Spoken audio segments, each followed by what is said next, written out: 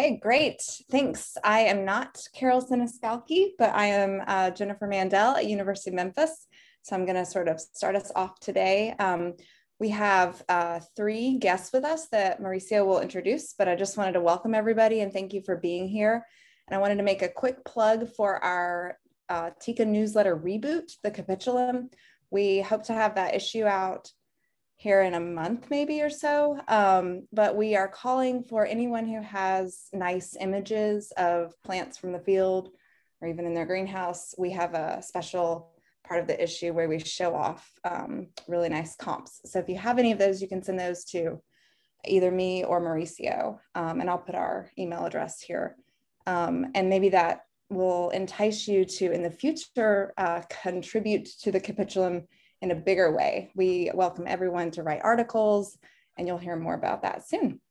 So if you have any questions, just let me know, and I will pass it over to Mauricio.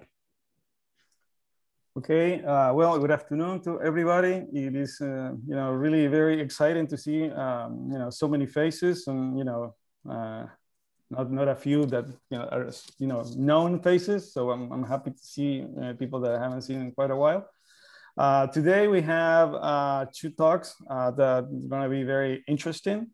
And the first one is by Erandi Sanchez. Erandi Sanchez is a botanist from Mexico. She works at the Instituto of Ecología in Veracruz. And she is going to talk us about, the interesting results that she got when studying Hidalgoa in Mexico. Okay. Hello, thank you. I'm gonna share my, and okay.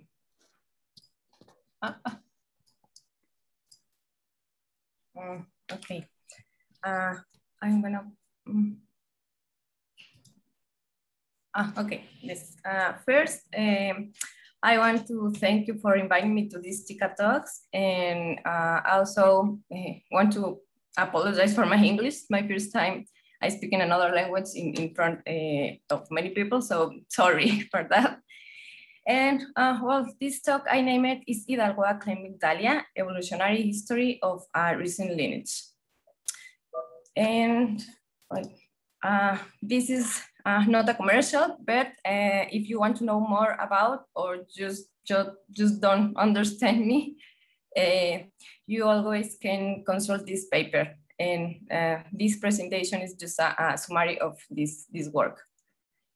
I want to introduce you to this small genus from the tropics, Hidalgoa. She belongs to the tribe Coreopsidae, who comprises 25 genera, included these large genera Videns and Coreopsis. But also found several small genus like Copranthus, Phytia, and of course Hidalgoa. There are 4 or 5 species accepted. The single widespread species is Hidalgoa ternata, known from Mexico, Central America, and north of South America. The rest have restricted distribution. Hidalgoa pentamera and Uspanapa are restricted to the east of Mexico, and Hidalgoa wergle is well distributed through Costa Rica, and also know from north of Santander in the Andean region of the Andes in Colombia. The life form of Hidalgoa is a vine, even though in the tribe we know some species who also are a vine, like Videns or the small genus Erythritrea. But we can recognize this Hidalgoa for its unique climatic habit. This species climbed by its twisting petioles, and its distribution is mostly confined to tropical or low mountain cold forest.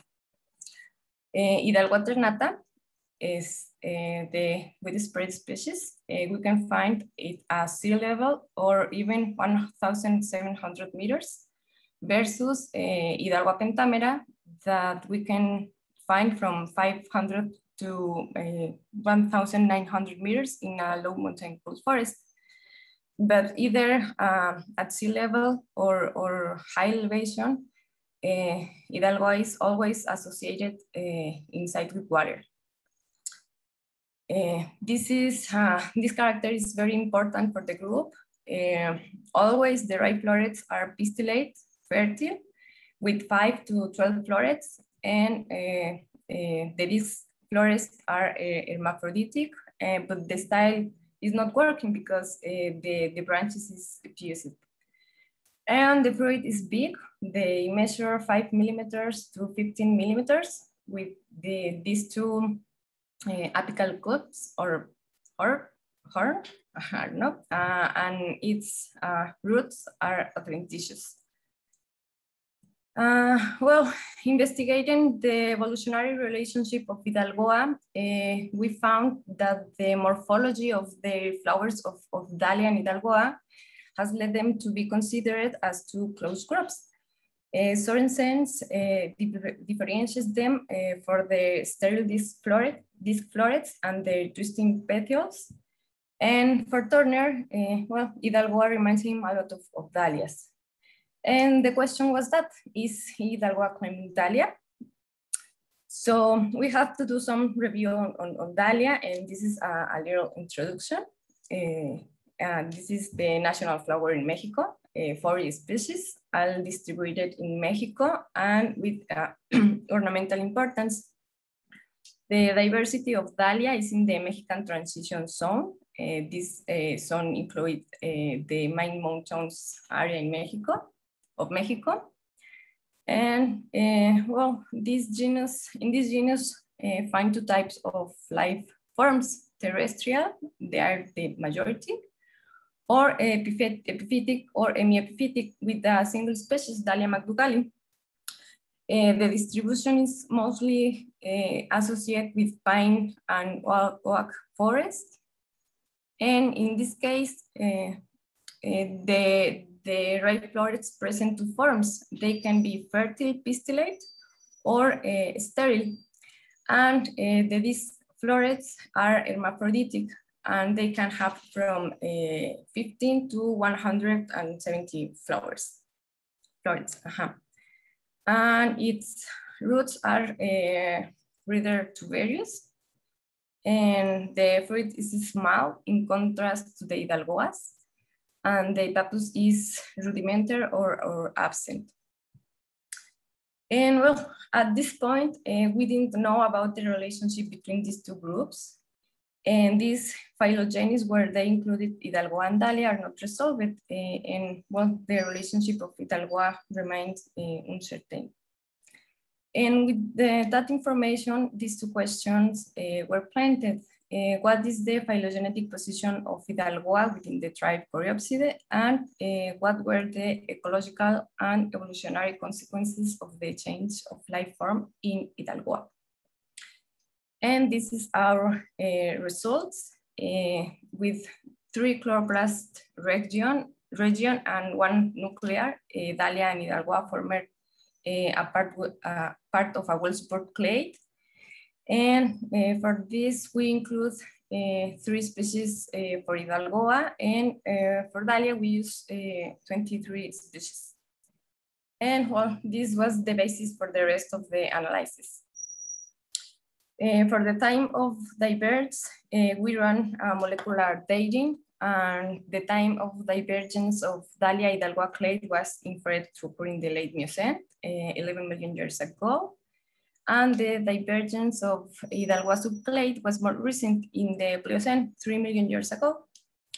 And for the ancestral area reconstruction, we use the package biogeobeers to identify ancestral areas, and the hypothetical geographic ancestral distribution of all Dahlias was located in the Mexican transition zone, in which the main volcanic chains of Mexico are located. This such as the Sierra Madre Oriental, Sierra Madre Occidental, and the Trans-Mexican Volcanic Belt, all this in purple.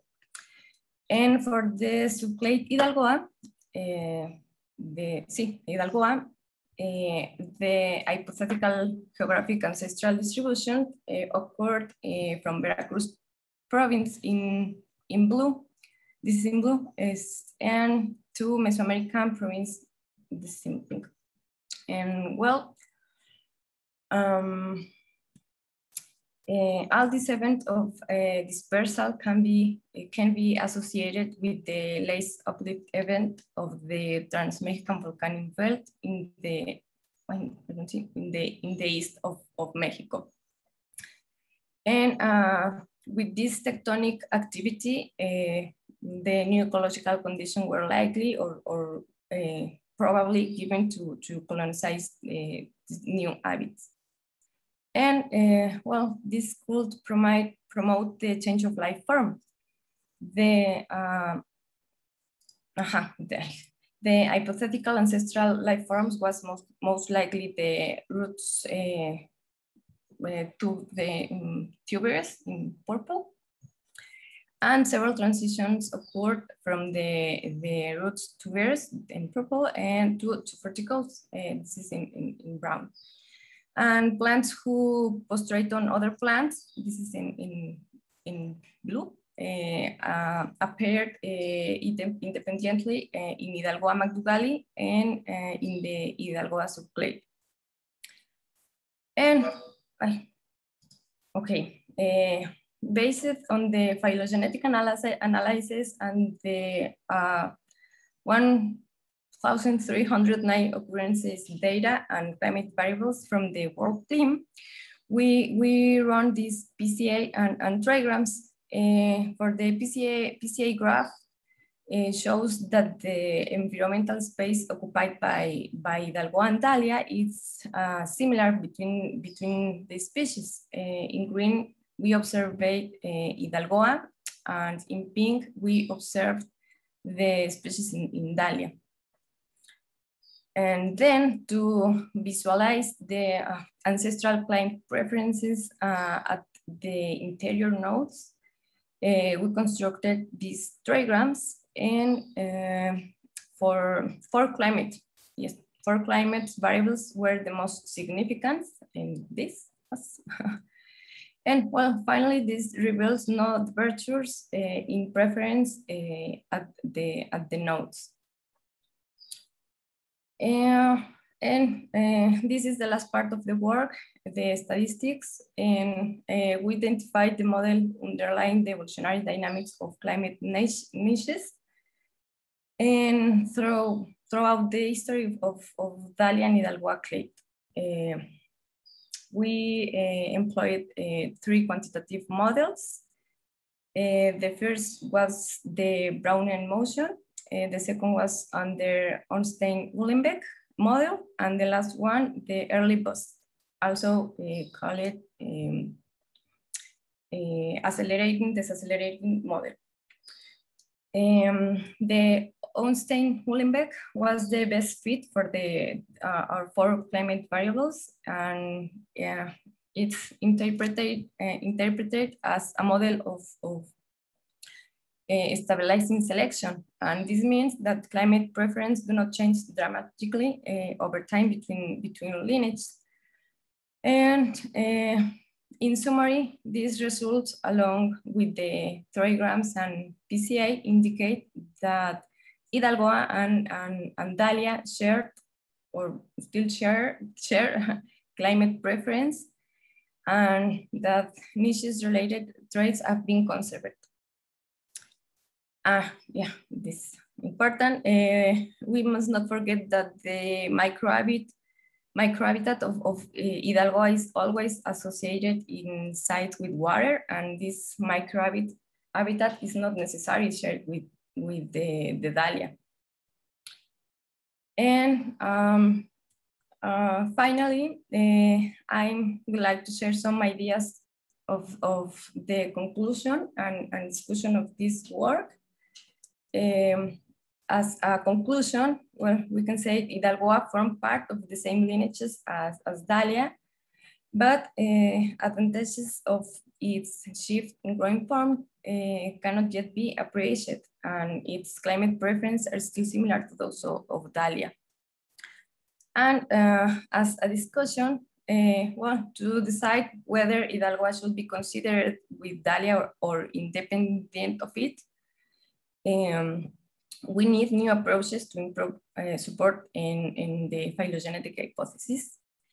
And another thing to discuss, with all these opportunities for colonizing new habitats that could trigger speciation events, in this case, we found did not have the effect of accelerating speciation rates. And like I said, the advantages of a shifting ground form cannot yet be appreciated. But we need to have these questions in mind. The number of fertile and sterile flowers and their position in the inflorescence as any effect on reproductive sex and related to pollination biology. And on the other hand, if they are useful for recognizing Hidalgoa from Dahlia, or perhaps the large and heavy fruit of Hidalgoa do not allow for long distance dispersal. And well, maybe these fruits and flowers turn into an unfavorable characters in terms of reproduction, and well, this is related to the speciation rates, no? And well, finally, these questions will be answered with another approaches.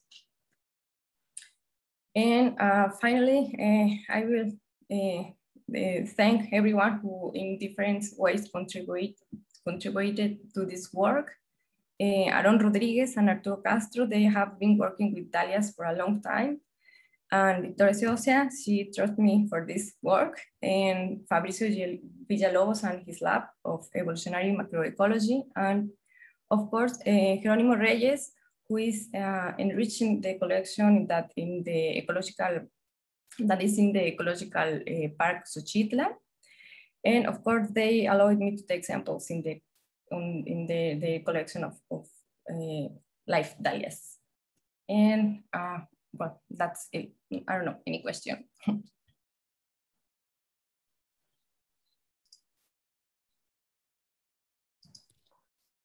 Well, thank you very much, Andy, for that very interesting talk. I guess that we had a little bit over time, but I don't know, maybe we could just, let folks ask one questions and maybe they could ask the other by chat later on. Mm-hmm. I don't know, anyone has a question for Randy?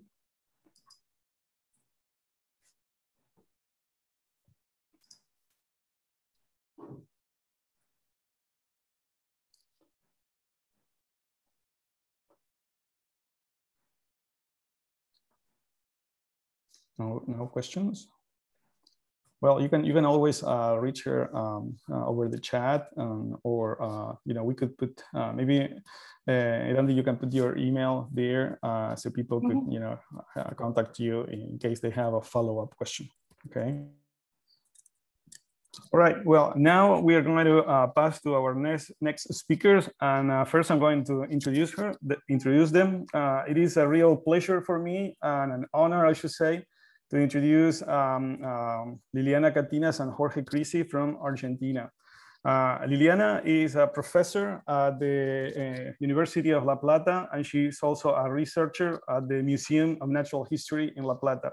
And she has a very long history of working with the basal grade of the Compositae, especially in the tribes Mutisi and in the Nasaubini. But there's hardly any tribe where she hasn't worked more or less either directly or with her students. So we are very thankful to have her with us today. And with Jorge, well, Jorge, he's also a very well-known scholar of the Compositae. He was a student of Ángel Lurio Cabrera, one of the the main figures of research in compositae in the 20th century. And so he has a long history of working with the systematics of compositae, but not only that, he is the person who introduced, you know, all the theory of cladistics and phylogenetic analysis in Latin America. And during the time that all the conceptual framework of cladistic was being, you know, developed, and it was, you know, in very hot field in the 80s and in the 90s, he was among the people who actually built the theory of cladistics and biogeography. So it is with pleasure that you know, to have him with us to share his knowledge about the compositae. So I'm sorry if I get a little bit nervous, but you know, he's so humble with all his knowledge, and he has contributed so much that I'm thrilled that you all gonna have a chance to hear him. Okay, so without further ado, I'll let you with them, with Lilian and Jorge. Oh, thank you very much for your generous presentation, Mauricio. And I'm really grateful to you and to Jennifer and Isaac and Carol for the invitation to join this wonderful group of young people working very, you know, with this wonderful family. Okay, should I share? We will start our talk with Sure.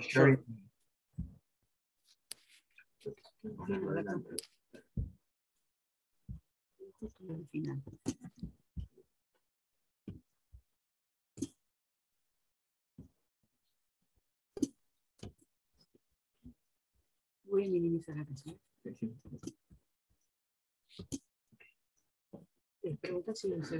Okay, you could, Mauricio. Yeah, we can see it all right. You can okay. Go ahead. Let's start. Okay, our talk will be about evolution of secondary heads and associated changes in Nassau B, Asteraceae, current understanding and future challenges.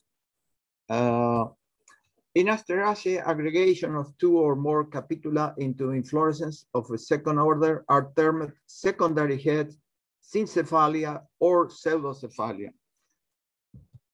The union of few flowered heads into a secondary head provides a more efficient mechanism to increase the size of the functional inflorescence relative to the acquisition of new flower into reduced capitula. The great evolutionary scientist, Stebbins, always said that secondary heads are the result of 2 different selective pressures. One, at the beginning, is to avoid probably the attacks of insects. So the capitulum reduces the number of flowers. And then a secondary pressure is to increase the number of flowers, or the opposite. And then the way to increase the number of flowers in a capitulum will be to put capitula together. So that would be a kind of recreating the origin of the capitulum. In Asteraceae, aggregation of 2 or more capitula into inflorescence of a second order are termed secondary heads, syncephalia or pseudocephalia. Oh, I'm sorry. The formation of secondary heads would involve 3 steps. 1, the capitula aggregate closely without losing their individual identities.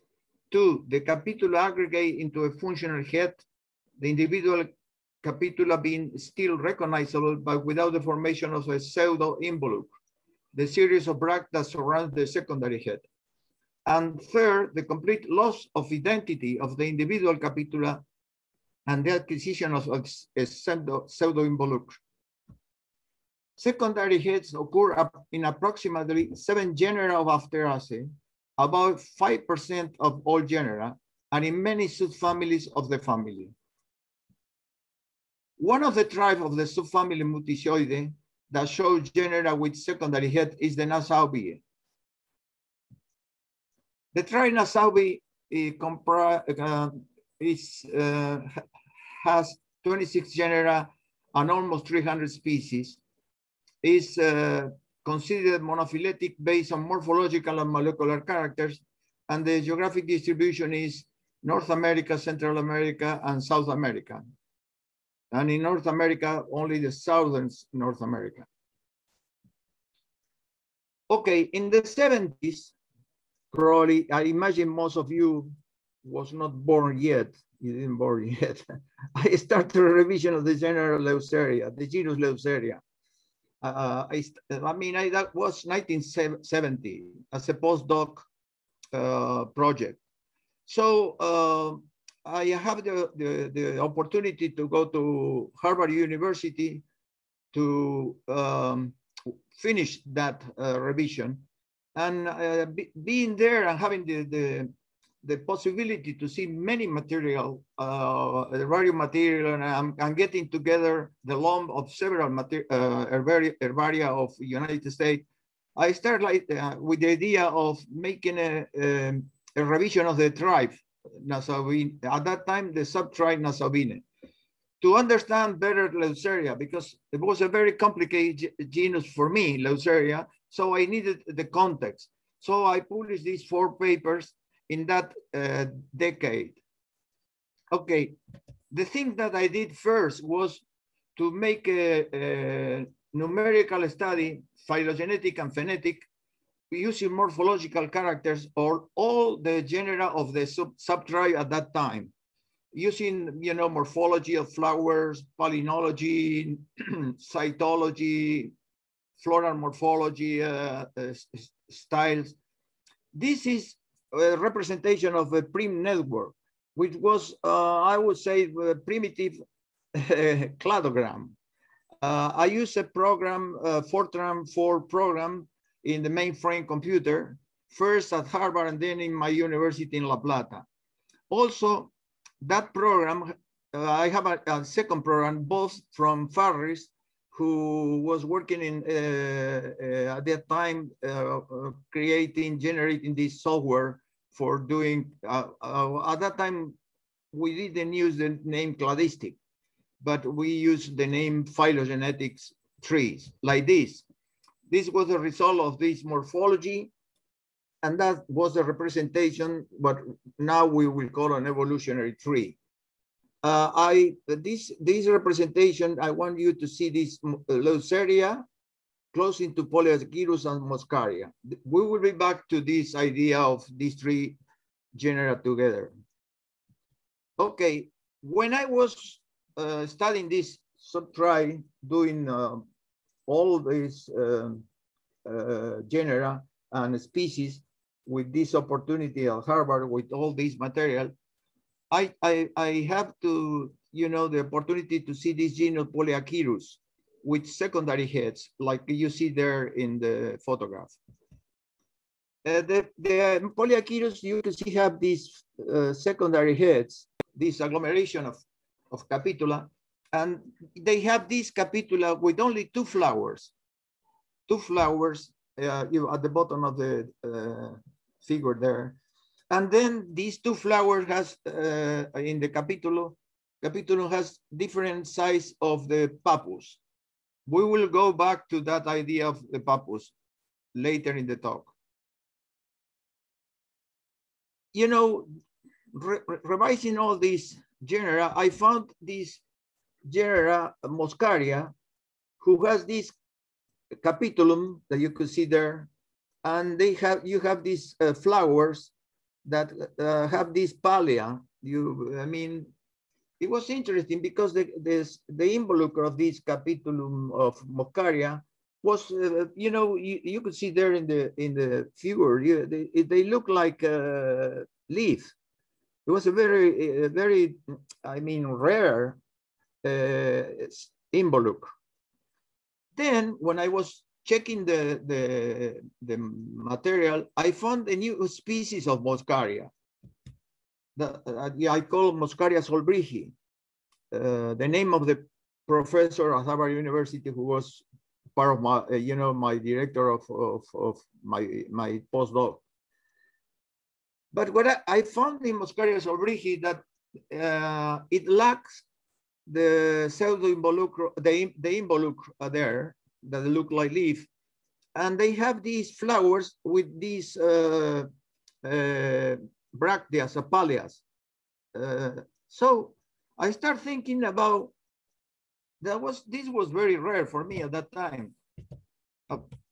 You know, you have these pseudocephalian or secondary heads in Polyachyrus with this capitulum, with your two flowers, with this diagram there. I mean, of the two flowers with the bracts and then if you put it together, oh, I'm sorry. The Moscharia solbrichi, you will find that, you know, what we consider flowers could be a capitulum, two flowers, like the two flowers in the Polyachyrus. And then we could see that this agglomeration of we consider Moscharia solbrichi with the capitulum, I mean, we could see the agglomeration there. And then if we go to the only species known from Moscharia at that time, Moscharia pinnatifida, we will see that we have a line there. I mean, an evolutionary line that was 1974, where we could see that the leaf that covered the Moscharia, looking like an involucre, was the same involucre, or it looks like that. And if we see the flowers in with the bracteas and the involucre, we could see that we have this evolutionary line from Polyachyrus to Moscharia. So at that time, I thought the Moscharia was instead of capitulum, was a secondary head coming from Polyachyrus. If we look at the geographic distribution of Moscharia and Polyachyrus, they are overlap, but Moscharia is a very narrow distribution. And Moscharia pinnatifida, the one that is a new species that I consider between Polyachyrus and Moscharia, Moscharia solbrichi, being the in between Polyachyrus and Moscharia pinnatifida. Moscharia solbrichi was only found in very narrow distribution in the forest Fray Jorge, which is a kind of relict forest in central Chile.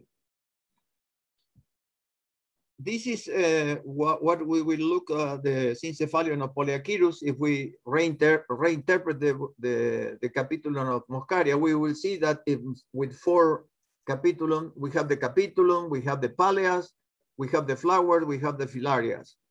And if we go to see the same diagram in Moscharia, we will see that they look exactly. I mean, they have a flower, they have 2 flowers for capitulum, and they are a pseudo cephalia or secondary head.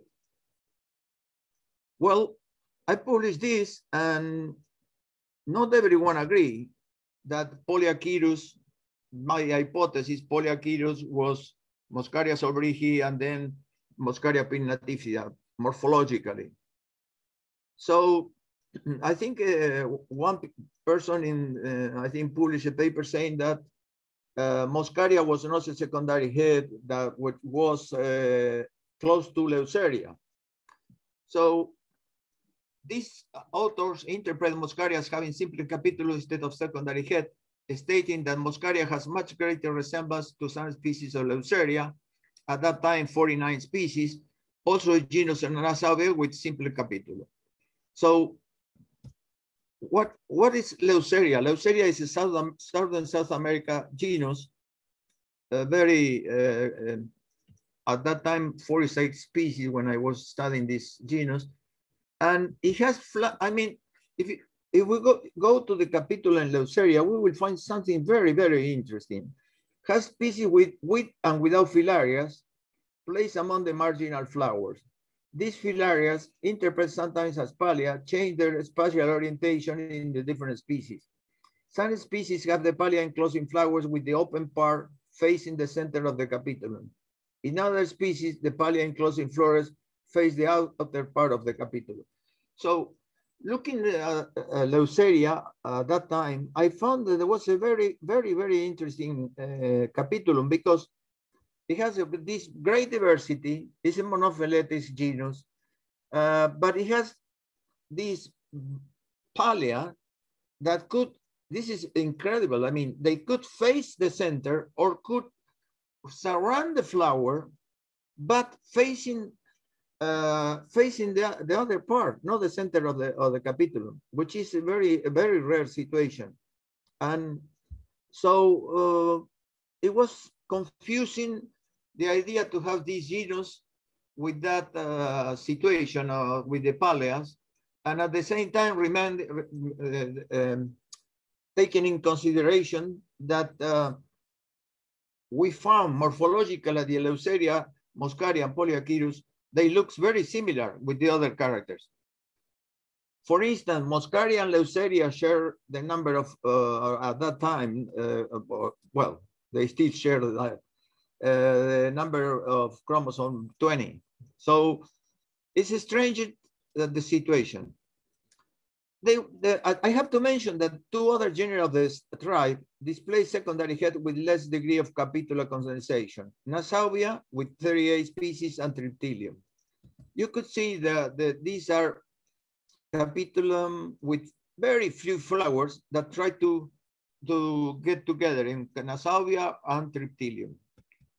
Triptylium and Nassauia have a similar distribution like Leucheria and Moscharia and Polyachyrus, but they share the geographic distribution in part, but the morphological, they never were similar to be considered, you know, the same evolutionary line with, you know, going to the secondary heads. El capítulo entre Triptylium and Nassauia, they are only few flowers, only from 1 to 5, so very reduced capitulum, but they try to, in this stage, to form a confluorescence or aggregation of few flower capitula into condensed glomerulus confluorescence, but still containing the identity of the individual capitula. So it seems that in this tribe, there were 2 times where there were the trend to form secondary heads. Morphologically, at that time, Triptylium and Nassauia were a monophyletic group, and Leucheria and Polyachyrus and Moscharia were also monophyletic group for some morphological characters. Now, is Liliana following with this line of thought? Hi, everybody, and thank you very much for the invitation. Well, following this line of investigation, we performed together with Jorge Grisi and Mauricio Bonifacino and Kenneth Seitzma and part of his PhD students, this work published in 2008 about the evolution of secondary heads in the Nassau-Biene at that time. The goal of this study was to use a molecular data to answer the following question. Does a molecular approach support the sister relationship between Moscharia and Polyachyrus because they were so close morphologically? What are the phylogenetic positions of Leucheria, Nassauia, and Triptylium with respect to Moscharia and Polyachyrus? All genera with secondary heads or with this rare, in the case of Leucheria, the orientation of the Phyllaries. And how can the evolution of secondary heads in Nassauia be interpreted with new molecular evidence in a context of structure and ontogeny? To do this, we use a total of 46 taxa genera representing the 3 tribes of the Muticioideae, now the subfamily Muticioideae, genera of Nassauia, Leucheria, and Muticia. The phylogenetic analysis use nuclear and chloroplast regions, DNA, and they were analyzed separately and combined using maximum parsimony and maximum likelihood. So this was one of our results, the consensus of the most parsimonious trees in the combined data. And you can see there that there was two, well, different groups, but our groups of interest were Nassauian Triptylion that form a clade, but separate from Moscharia, Polyachyrus, and Leucheria. And Moscharia, Polyachyrus, and Leucheria, there in red, formed another monophyletic group. The maximum likelihood tree in the combined data also yield the same results, Nassauian Triptylion in one clade, and Moscharia, Polyachyrus, and Leucheria in the other clade. If we see in more detail the Moscharia, Polyachyrus, and Leucheria clade, we see this, that Leucheria resulted sister to Polyachyrus, and both sister to Moscharia. So this was against all the previous hypotheses where in some, there was that resemblance of Moscharia and Polyachyrus that one will think that they will be sister taxa, and Leucheria, who was related morphologically with Moscharia, in this result appear a sister of Polyachyrus. So how can we interpret the evolution of secondary heads in the light of these new results? Remember that the previous hypothesis said that there was the organization of the capitula from a simple agglomeration to a more complex pseudocephalia with the pseudoinvolucre. So this was what was for us our most simple hypothesis. We depart from an ancestor more like Moscharia. And when you go to Moscharia, this is, when you go there, this is a reduction in the number of the central capitula. Now, if we go to the other side of the cladogram in the ancestor of Polyachyrus and Leucheria, there was a loss of the pseudo-involucre, loss of some of the central flores, and that led to a possible reorganization of the Phyllaries. When you go to Polyachyrus, there was a total loss of the central capitulum. And in the case of Leucheria, there was a loss of the marginal capitula, these two flowers. But in this process, the remnants of this Phyllaries organization persisted in Leucheria, and that could be one of the explanations about this rare disposition of the Phyllaries.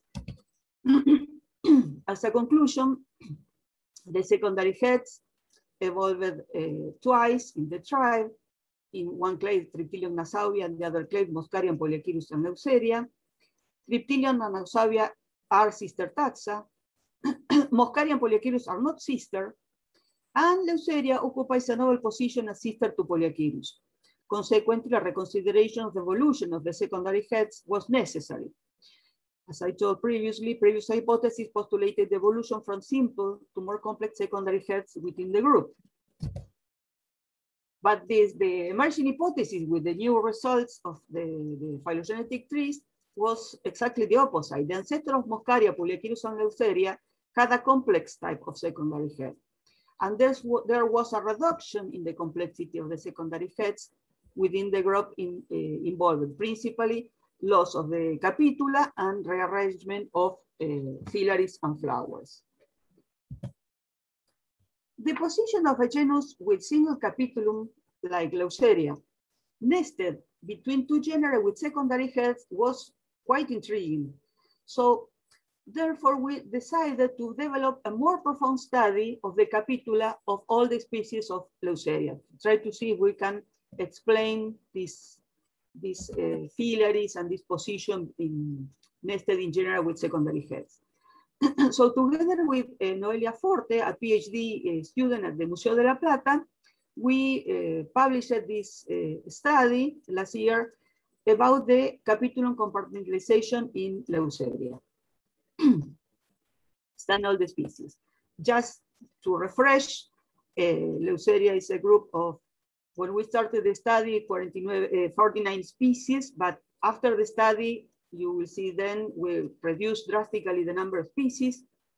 This is an Andean Patagonian genus, and this was the previous result, no? Leucheria sister to Polyachyrus, and they both sister to Moscharia. Just to see some terminology used in our work, you see the typical capitulum has the florets surrounded by inner phyllaries here in black and the outer phyllaries here in white.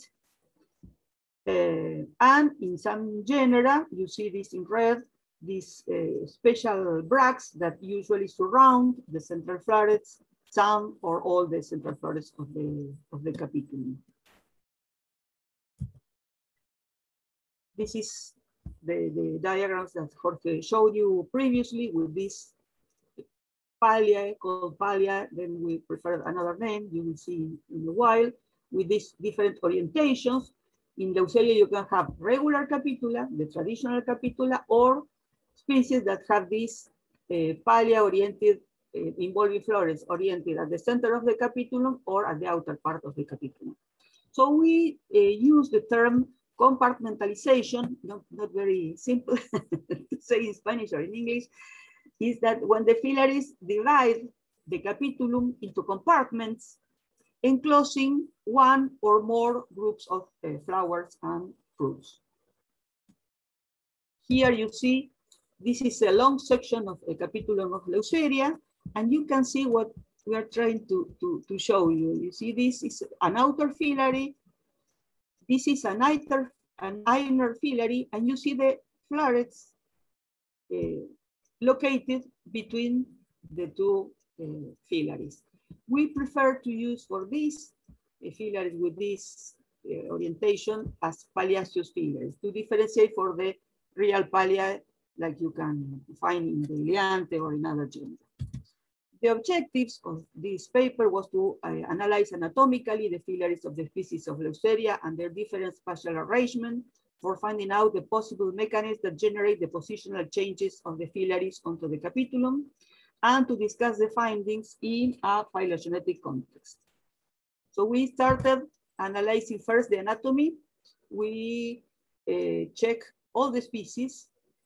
I think most, yes, for the 49 species of the phyllaries, all the series of phyllaries, inner, outer, and in general, all the phyllaries have the same general structure. You have an abaxial epidermis, that is what we see when we see the capitulum, the green side of the phyllary. This is because beneath the epidermis there is a chlorenchyma tissue, and you also recognize the abaxial epidermis because of the trichomes that usually you find in the phyllaries of Leucheria.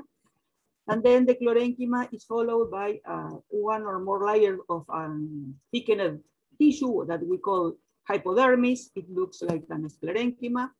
And then you have the inner, the epidermis that look at the center of the capitula, that is the adaxial epidermis. This was the general structure of the phyllary, but we found some interesting things in the anatomy. One of the things that is that we can find that the species have differential epidermis. One or the other differentiate because either the abaxial or the adaxial epidermis has bigger cells in one side or in the other. Another thing interesting that we found is what we call like boliform like cells, like those that you find in the grasses, that cells that allow the grasses to curve the leaves when in the dry periods or curve the leaves. You see it only in the abaxial epidermis, you see these bigger cells regarding the other epidermal cells. Another thing that we found, this is a complete phyllary. We see, you can see here the margin, the scarious margin, but at the base of the phyllary, we found this prominence that we call a callus, basal callus. When we made a transection at the basalmost part, we found this structure, anatomical structure of the epidermis and a parenchymatic tissue constituting most of this part. This was the anatomy. Regarding the disposition of the phyllaries, we found different things. First, that there was a bending of the phyllaries. Then we will see this in more detail. Just a bending. But also the phyllaries could be rotated. You see here in this diagram, up to 90 degrees, or that was the most interesting thing, 180 degrees. So you can see that the other face of the phyllary, that the abaxial epidermis was looking at the center of the capitulum instead of the abaxial in the regular way looking at the outer part. And this is very common. The downward rotation is something that you probably saw in the genera that you study and that you can see, for instance, in Taraxacum, that is when the capitulum is mature, that the phyllaries go in a downward position. But this was this tree that led to the compartmentalization of the capitula. The downward rotation occurs when the capitulum is mature. You see that the bracts, the phyllaries go down and allows they release the fruits that are ready to be dispersed by the wind. This happened at the end of the ontogeny of the capitulum. But in the other cases, the bending and the lateral rotations are already present in the buds of the capitulum. So you see here, this is a very young floret, and you see this very pubescent outer phyllary and this inner phyllary enclosing the flower. When we make transections and look at the microscope, this is part of what we find regarding the bending. The bending could be reduplicate. This asterisk represents the center of the capitulum. So in the case of the reduplicate, the abaxial tips approach, or it could be in duplicate. Here is the center of the capitulum, and in this case, the adaxial tips approach. Regarding the rotation, this is the transection, and this is the same figure, but we colored the phyllaries to be more visible. What we wanted to represent, the green, this is the abaxial side, looking at the outer part. These are the hearts, and the red is the adaxial side, looking at the center of the capitulum. But you can see the circles are the florets. You can see how the florets are located in the middle of the phyllaries. You see that we call this the Polyachyrus phyllaries. You see here. In this case, you see there 90 degrees rotation. So you have here the center of the capitulum. These are all florets, and you see the 90 degrees position of the phyllaries. And these represent the 180 rotation. You can see here in this bracket with an arrow that, and this is the center of the capitulum with the flowers, that the green part with the trichomes is looking at the center of the capitulum. It's completely 180 degree rotated. And one thing that was very interesting is this. We found in 10 Chilean species, now we reduce this in only one, and you will see that later, that the flowers were completely enclosed by the inner phyllary, and then this was the outer phyllary. So this reminds us very much the capitulo, the secondary capitulo of Moscharia and Polyachyrus. So you see that most of the marginal florets have these enclosed florets. And what's interesting in these 10 species, that there was a whole syndrome that was typical of the secondary capitula. They have the keeled bracts, the same that we found in Moscharia and Polyachyrus. When we check the marginal fruits, they have a short pappus regarding the central fruits that have a long pappus. This short pappus was typical of the genera with secondary heads, this heteromorphism in the pappus. And also we found some degree of synaptothermy, which is very common in the genera with secondary heads. When you open the herbarium specimen, you will see that disintegration of the capitula in these units, in some of these units, these bracts enclosing florets, and drop off as a whole. And in nature, this means that these units are dispersed by gravity. So in this scheme, there is all the disposition of the Phyllaries. So we found in A and B, the regular capitula. Leucheria have species that do not show any degree of compartmentalization. Could be 2 or 3 series of Phyllaries. And the other show all the changes that we found involving all the series of Phyllaries, inner, outer, middle. So you can see all the variations that we found reaching this in number H, those Chilean species that resemble the secondary hair. And the interesting thing is that sometimes this variation can be found not only in the same species, but sometimes in the same specimen, you have a lot of variation. So regarding the possible mechanisms that I will be brief in this because the famous botanist Fan, who wrote the morphology book, described this phenomena in detail.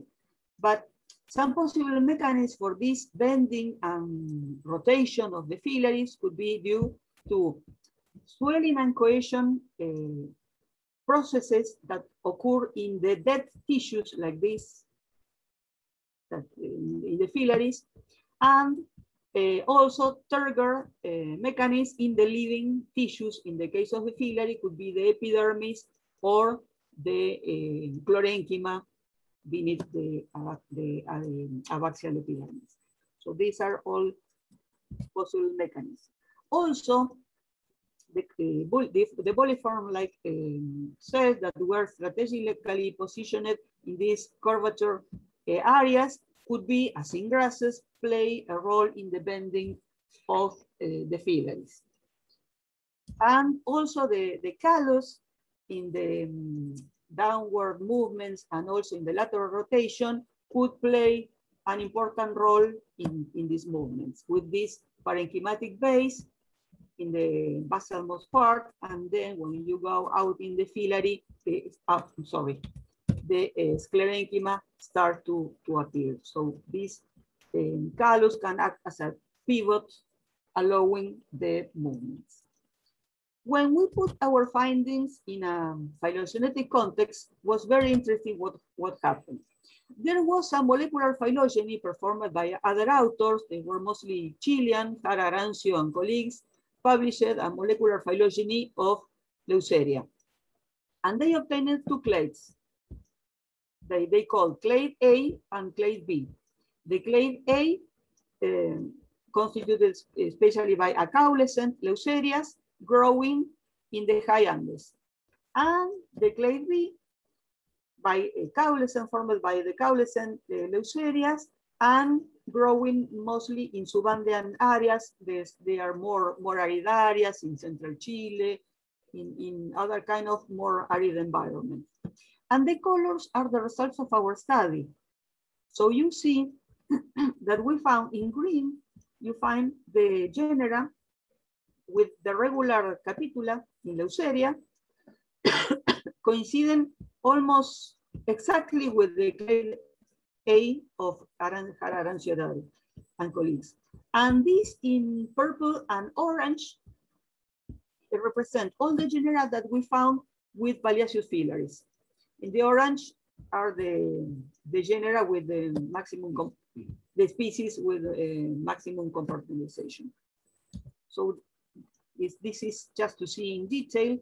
These are the species with the regular capitula formed by acaulescent plants, mostly with short stature, that these are favored under the cold and humid environments and have the precipitations mostly in the form of snow. And this is the other clade where the species show the compartmentalization and reduction of the capitulum in in orange, or well, have the Polyachyrus Phyllaries with other arrangement. So mostly the species dispersed by wind, they have an anemochory, but we could say that there are still some remnants of synaptospermy in these clades in orange. So the results of this work of the analysis of the Phyllaries of Leucheria promoted to other works. That one was we performed a multivariate analysis of distant species that showing the maximum compartmentalization, and there was no difference between the specimens. So we reduced this to only one species that is now called Leucheria tomentosa. And then we performed a synopsis of the genus Leucheria, because in the analysis of course, he took into consideration this Polyachyrus Phyllary, the orientation looking at the center of the capitulum or not. And we saw in the other diagram that they show you that it is a very variable character. The only thing that you can use in this case is if they are regular capitula or they are capitula with Polyachyrus Phyllaries.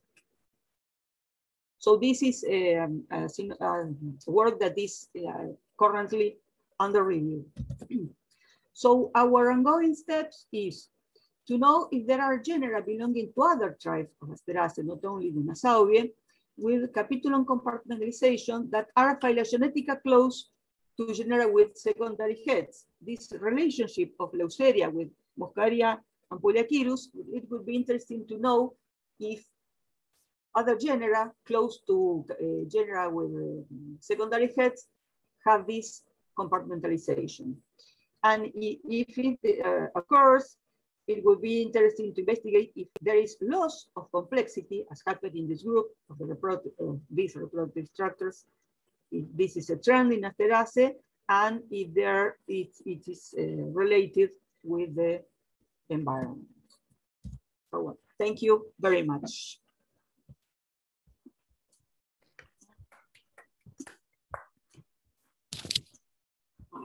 Oh, thank you very much, Lilian and Jorge, for this incredible talk about the evolution of these very impressive structures. It is really amazing how these plants move from one side to the other and how they try to solve those mechanisms. Very, very, very exciting. We could open for questions that people may have or comments.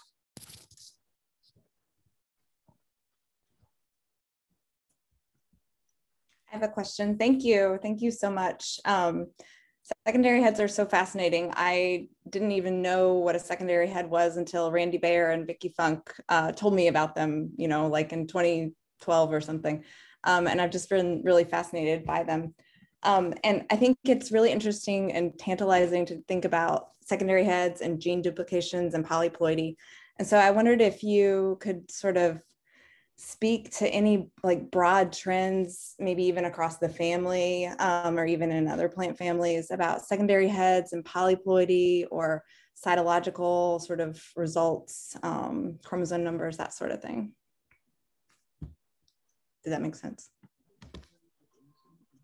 No, I mean, it's not something that I know deeply, but when we study the chromosome number, we didn't find in Nassauian potential polyploidy there. But I mean, that was in the 70s. I don't know now how to approach that, but I think it would be a nice try to see if this is associated with that.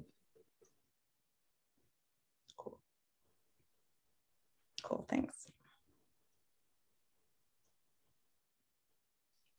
Any other question or comment?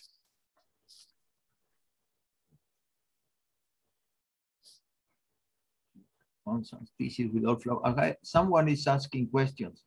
I'm curious to know if you have found, Nadia, hi Nadia, if you have found some species without flowers subtended by Bragg species because it carries dominant. No, I didn't find all flowers suspended by bracts. There were groups of flowers sometimes, as I show you in those diagrams in the transection. And in the case of those species with the Chilean species with the maximum compartmentalization, was only one flower. Was one or groups, but no one palea, one flower in all the flowers. Okay, like happened in Liliana, for example. Thank you, Liliana.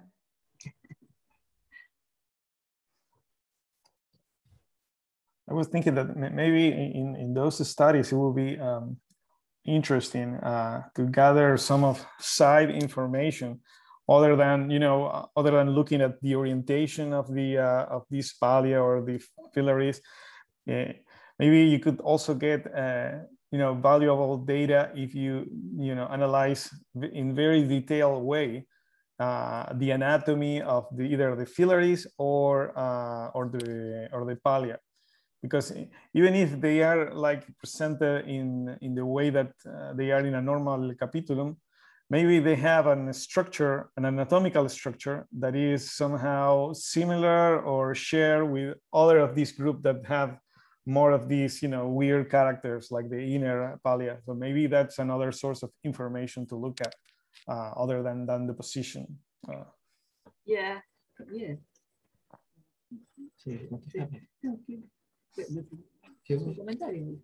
Oh. That was not a question. No, that was a comment. No, there was just a comment. It was just a comment. Discussing that because he told me you answered. They say in a comment.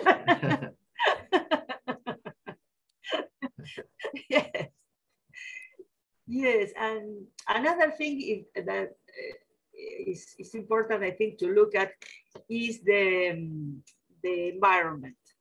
We did that when we studied that work with you, Mauricio, in 2008 to see. And we saw that the genera with secondary heads mostly grow in arid environments because, this surrounding of the bracts in this little capitula joined in the secondary head made a humid environment for the plant germination in this growing in these arid environments. And if you see in the case of Leucheria, they grow in more humid places like the Notofaust forest or another places. And there you see that there's a possible decompression of the capitula into the regular capitulum, and maybe there were some biogeographical, historical reasons to achieve this decompression of the capitula to keep a simple capitula. There could be environmental, historical question. This is just an idea, but in our paper in 2008, we saw that was probably happening when you compare genera with secondary head, genera with the regular capitula in that clade, and the places where they grow. Always the genera with secondary heads were from very arid environments. Yeah, the same with Triptylium and Nassauia. They are always very dry environments. With Moscharia and Polyachyrus and the Leucherias, who we consider would have these trends to secondary heads, or something that we believe is secondary heads. Yes, and if you see these 10 species with the maximum compartmentalization, they grow almost many of them in the sand. I put the photograph, in the central Chilean areas or in the coast of the Pacific Ocean in very dry soil. So this could be an adaptation to this type of environments. The interesting thing with these secondary heads in Nassauia is that we are seeing as a second act of the origin of the capitulum. I mean, it's a new way to generate a new capitulum when the plants, when the Compositae have the opposite pressure selection, no? Reducing the number of flowers. And then they need again the capitulum. And then they use this system instead of having more flowers in the capitulum, because this is the most parsimonious way to get it. I mean, put together capitulum that already exists instead of, I mean, I'm not talking about, that there is a will of a plant to do that, but it's I mean, if you think parsimonial in a parsimony way, you will think that to generate a new, again, the capitulum, you will have to put capitulum with few flowers together instead of having more flowers in the capitulum. But anyway, it's a very interesting thing. I mean, I remember always, I have the very good fortune in my life to have the chance to share 1 year with Stebbins, the great layer Stebbins. I mean, great. He was fascinated by secondary heads, and he always talked about these 2 different pressures in 2 different times, reducing the number of flowers and then needed again the number of flowers. I mean, so it's very, very, very, very interesting. Something I'm happy, I mean, this is talking about personally, I mean, but when I start talking with Stebbins about this subject, we decided, I mean, he decided to, he had an invitation from Chile to be there for 6 months. So he decided to go there and using these 6 months with many projects, and one of them would be to check with Moscharia, Polyachyrus, and Leucheria. I mean, and I was, you know, no thrill. I mean, it was in heaven. I mean, with the, you know, having the project with Stebbins. But then was September 1973, and then Stebbins arrived in Chile, and then Pinochet appears, and Stebbins had to leave Chile. I mean, as soon as he arrived, and then everything was down. So I have a personal, I mean, personal, no personal debt, a personal problem with Pinochet. He destroyed my dream to work with Stebbins. I never forgive him for that. I mean, he was a terrible dictatorship, but also he was bad to me, very bad. Okay. Thank you very much, Jorge and Liliana, for sharing with us your time and all your expertise with this group. I'm sure that everybody appreciate that, and you know, I'm sure that they could, you know, follow up with questions by email. We will, you know, include the email of you, so in case that anybody has doubt, they could reach out for more information on that. So I don't know, Jennifer, you want to say another message, general message, or? Yeah, I just posted the info if you have images or photos to contribute to the section called Style in the capitulum, then please email them to either myself or Mauricio. And again, thanks everyone for joining us at all the crazy time zones. I realized after I said that probably other people are at 1 o'clock in the morning right now. So thank you everyone for joining us today. Okay. Thank you. Thank you very much. Thank you. Thank you. Take care. You too. Take care. Have a nice day. Thank you.